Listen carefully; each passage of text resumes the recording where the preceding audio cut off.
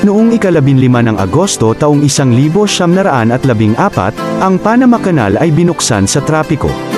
Ang daanan ng tubig na ginawa ng Amerika sa Isthmus ng Panama, na nagdudugtong sa karagatang Atlantiko at Pasipiko, ay pinasinayaan sa pagdaan ng US vessel na Ancon, isang cargo at pampasaherong barko.